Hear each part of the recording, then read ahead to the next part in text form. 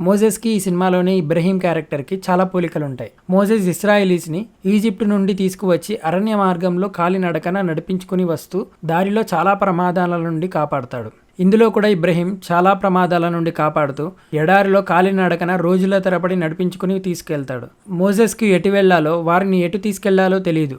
ఆకాశంలో ఒక మేఘంని ఫాలో అవుతూ తీసుకెళ్తాడు.